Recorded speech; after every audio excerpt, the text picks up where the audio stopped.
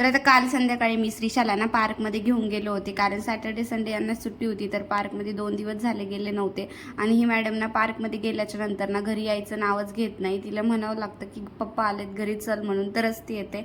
आणि तिला तहान लागली होती म्हणून म्हटलं तिला ना नारळ पाणीच पाजते. आणि मस्त असं तिने पण नारळ पाणी पिलं. त्यानंतर आम्ही घरी आलो आणि घरी आल्याच्या नंतर ना जातानीच थोडंसं स्वयंपाकाची तयारी वगैरे करून गेले होते, जेणेकरून आल्यावर पटपट असं आवरतं. तर आज मी बनवणार होते मस्त असं काळ्या शेवग्याची भाजी, आणि खायला खरंच खूप छान लागते. तर इथं ना मी खोबरं असं थोडंसं भाजून घेतलं होतं. त्यानंतर डाळ आणि धने तव्यावर थोडेसे भाजून 2 ते 3 हिरव्या मिरच्या तव्यावर छान अशा भाजून दिल्या. त्यानंतर ना मी कांदा आधी भाजून घेतलेला होता. त्यानंतर मग त्यावर थोडंसं तेल टाकून हा देखील मस्त परतून घेतला. आणि आता हे सगळं वाटण ना मिक्सरला एकदम असं बारीक करून घ्यायचं, जेणेकरून ना भाजी खूप छान होते. तर थोडंसं पाणी टाकून हे सगळं वाटण बारीक करून घेतलं आणि कढईमध्ये ना तेल गरम व्हायला ठेवलं.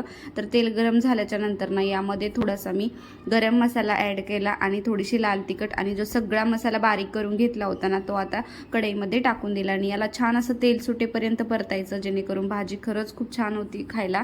तर याला असं तेल सुटेपर्यंत परतून दिला. आणि जे शेवग्याच्या शेंगा शिजवून घेतलेले होते ना त्या देखील आता यात टाकून घेतल्या भाजीमध्ये आणि याला मिक्स केलं. आणि भाजीला छान अशी उकळी आली. तर ही भाजी ना खायला खरंच खूप छान झाली होती.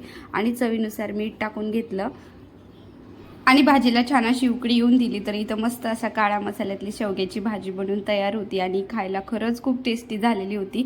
तर एका साईडला ना माझ्या भाकरी पण बनवून झालेल्या होत्या, मस्त अशा गरमागरम भाकरी बनवल्या होत्या. तर असा होता आजचा आमचा दिवस. व्हिडिओ जर आवडला असेल तर प्लीज चॅनलला लाईक करा आणि सबस्क्राईब करा. भेटूया आपण पुढल्या नवीन व्हिडिओमध्ये. तोपर्यंत बाय.